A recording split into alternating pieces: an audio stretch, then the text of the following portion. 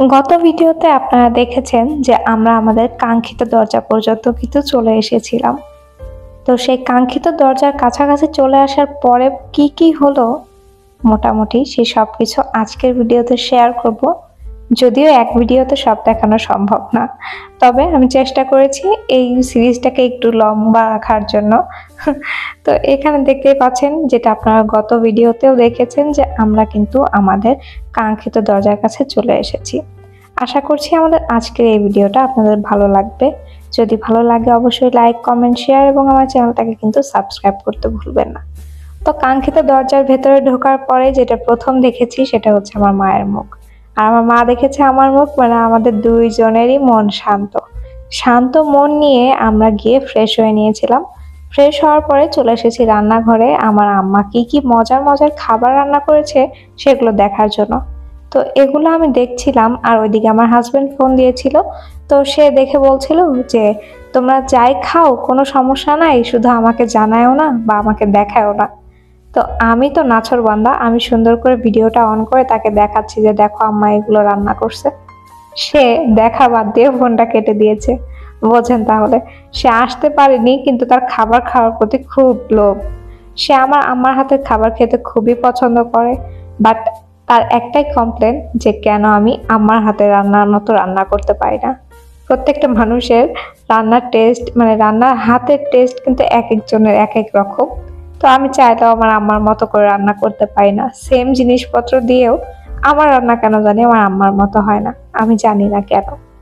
তো দেখতেই পারলেন আমার আম্মা আমাদের জন্য গরুর মাংস, সেই সাথে ছোট মাছের তরকারি রান্না করেছিল আর ধনিয়া পাতা ভর্তা করেছিল। এগুলো দিয়ে আমরা মোটামুটি বেশ ভালো করে খাবার দাবার খেয়েছিলাম।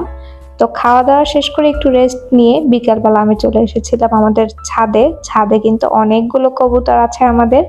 কবুতর হলো সুখের পায়রা, শখের পায়রা, আবার শখের দাম কিন্তু লাখ টাকা। এই কবুতরগুলো হচ্ছে সেরকম। এখানে কিন্তু আমাদের অনেকগুলো কবুতর আছে। তো এই কবুতরগুলোকে মেনটেন করা এবং এদেরকে খাবার দেওয়া, যত্ন নেওয়া, এগুলো কিন্তু শখের লাখ টাকার চেয়ে কোনো অংশে কম না। এদের পিছনে যে পরিমাণে ব্যয় করা হয় যা বলার মতো না।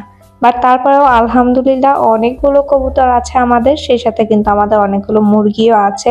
তো মুরগিগুলো আমি এখানে দেখাতে পাইনি আসলে। এখন যখন আমি ভিডিও এডিট করছিলাম তখন আসলে আমার মনে হয়েছে যে আমি মুরগিগুলোকে ভিডিও করিনি। তো আমার আম্মা যদি এই ভিডিওটা দেখে যে আমি তার মুরগিগুলোকে ভিডিও করে নাই, তাহলে আমার আম্মা কিন্তু মাইন্ড করবে। আমার আম্মা কিন্তু তার মুরগিগুলোকে অনেক ভালোবাসে, কবুতরগুলোকেও বাসে, বাট মুরগিগুলোকে একটু বেশি ভালোবাসে। তো যাই হোক, কবুতরগুলোকে দেখার পরে আমি সাইডে চলে এসেছি। ছাদে বেশ কিছু গাছ আগে ছিল, এখন নাই, মারা গেছে। আমার সেভাবে পরিচর্যা করে না। আগে দেখতে পেয়েছিলেন মরিচের গাছ ছিল অনেকগুলো, তো সেগুলো হয়তো মারা গিয়েছে। আর এই যে ক্যাকটাস গাছটা দেখতে পাচ্ছেন, এটা আমি লাগিয়েছিলাম 4 বছর আগে। তো 4 বছর ধরে এই গাছটা এরকমই আছে, এত সুন্দর। এই 4 বছরে এই গাছটাকে এমন একটা দিন আমি দেখিনি যেদিন এই গাছটা ফুল দেওয়া বন্ধ করে দিয়েছে। এই 4 বছরের প্রত্যেকটা দিনই এই গাছটা ফুল দিয়ে গিয়েছে। আর এত ফুল ফোটে, মাশাআল্লাহ। প্রত্যেকটা ফুলের রং কি যে সুন্দর যা বলার মতো না। আমি এই গাছটাকে কিনেছিলাম হয়তো 50 টাকা দিয়ে। 50 টাকা দিয়ে কেনা একটা গাছ 4 বছরে কম করে হলেও সে আমাকে 50,000টা ফুল দিয়েছে। তাহলে চিন্তা করেন গাছটা কত ভালো আর কত লক্ষ্মী একটা গাছ। আর এই যে দেখছেন এখানে একটা মানি প্ল্যান্টের গাছ আছে। তো এই মানি প্ল্যান্টের গাছ দেখে আমি অনেক কন্ট্রোল করেছি নিজেকে, কারণ আমার মানি প্ল্যান্ট দেখলে লোভ সামলানো সম্ভব না। আমি মানি প্ল্যান্ট দেখলে সেটা নিবই, ছিঁড়বই, কাটবই, নিয়ে এসে নিজের কাছে লাগাবো। বাট এবার আমি নিজেকে অনেকটা কন্ট্রোল করেছি, কন্ট্রোল করে এই গাছটা নিয়ে আসিনি, ওইখানেই রেখে এসেছি। তো ছাদে আমার কিছু আরো আদা গাছ লাগিয়েছে দেখলাম, সেই সাথে কলমি শাকের গাছ লাগিয়েছে। এরপর দেখলাম বেগুনের নতুন কিছু চারা দিয়েছে। ইনশাল্লাহ এগুলো হয়তো সামনে আরো বড় হবে। এখন যেহেতু বাগান করার সময় চলছে, তো আম্মা সেগুলোর জন্য হয়তো প্রিপারেশন নিয়েছে, আগের গাছগুলোকে কেটে ফেলেছে। আদা গাছগুলো কিন্তু দেখতে বেশ ভালোই হয়েছে, সেই সাথে অ্যালোভেরা গাছ আছে। আর এই যে জবা ফুলের গাছটা দেখতে পাচ্ছেন, এই জবা ফুলের গাছটা আমার খালামণির বাসা থেকে একটা ডাল নিয়ে এসে লাগানো হয়েছিল। অনেকগুলো ফুলও দিয়েছে, বাট এখন দেখলাম যে এই যে সামনে একটা পোকা ধরেছে। এই পোকাটার নামটা আমি কিছুতেই মনে করতে পারছি না। আমার গাছেও ধরেছিল, তো এটার জন্য যে বিষ বা মেডিসিন পাওয়া যায় সেটা আমার কাছে ছিল ঢাকাতে, বাট আমি কিছুতেই এই পোকাটার নাম মনে করতে পারছি না। আপনারা যদি কেউ পোকাটার নাম মনে করতে পারেন অবশ্যই কিন্তু চাইলে কমেন্ট বক্সে কমেন্ট করে দিতে পারেন। আর এই যে এটা হচ্ছে নিচে মানে উঠানেও কিন্তু একটা মানি প্ল্যান্টের গাছ আছে। তো দুইটা গাছই কিন্তু আমি লাগিয়েছিলাম। আর এই যে দেখেন কি সুন্দর বড় বড় হয়ে বেয়ে বেয়ে গিয়েছে। উপরের যে গাছটা যেটা ছাদে ছিল ওটার মধ্যে হলুদের পরিমাণটা একটু বেশি ছিল, বাট নিচের এই গাছটাতে একটু ছায়া পায় তো যার কারণে এই গাছটা পুরোটাই সবুজ, হলুদের অংশ একেবারেই কম বললেই চলে বা নেই বললেই চলে।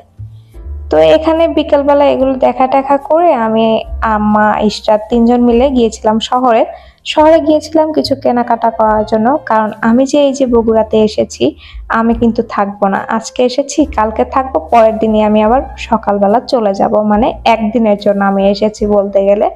তো এই একদিনের মধ্যে আমার যা যা কাজ আছে সবকিছু আমাকে কমপ্লিট করে ফেলতে হবে।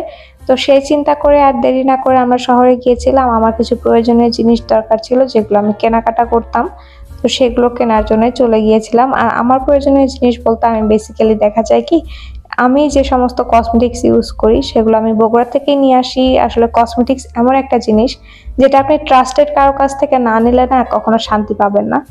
আমি এই যে এই জিনিসগুলো দেখতে পাচ্ছেন কিনেছি, তার মাঝখানে একটা মিস্টেক হয়ে গিয়েছে, আমি কোনো লিপ জেল বা ভ্যাসলিন কোনোটাই কিনিনি। তো না কেনার ফলে আমি সেটা ঢাকায় এসে কিনেছি। এই ভিডিওগুলো যেহেতু অনেকদিন আগের, তো ঢাকায় এসে কেনার পরে ওই লিপ জেলটা আমি একবার ব্যবহার করছি, অ্যান্ড একবার ব্যবহার করার পরে আমার ঠোঁটটা পুরো পুড়ে গিয়েছে। আমি সেই ভিডিওটাও করে রেখেছি। ইনশাল্লাহ সামনে সিরিয়াল বাই সিরিয়াল সবকিছুই আমি আপনাদের সাথে শেয়ার করব এবং আপডেটটাও দিব যে কোন লিপ জেলটা লাগানোর কারণে আসলে আমার এইরকম হলো। তো যাই হোক, এখানে বেশ অনেক কিছু ছিল যেগুলো আমরা কেনাকাটা করেছি। কেনাকাটা করে এখানে আমি দেখাচ্ছিলাম, তো ইশরাত বলছে মামি দেখালো, তুমি দেখালা, আমি তো দেখালাম না, আমিও একটু দেখাই। এই জন্য এখানে ইশরাতও দেখাচ্ছে। এখানে ময়শ্চারাইজার, সিরাম, সানস্ক্রিন এগুলোই ছিল যেগুলো আমার প্রয়োজন হচ্ছিল। তো এই তো আজকের এই ভিডিওটা আমি এখানেই শেষ করব। আরো কিছু ইন্টারেস্টিং জিনিসপত্র সামনের ভিডিওতে আসতে চলছে। তো আশা করছি সামনের ভিডিওগুলো আপনাদের ভালো লাগবে। আজকের ভিডিওটা আর লম্বা করছি না, আজকের ভিডিও থেকে এখানেই বিদায় নিচ্ছি। দেখা হবে নতুন কোনো ভিডিওতে। টিল দেন, আসসালামু আলাইকুম সবাইকে।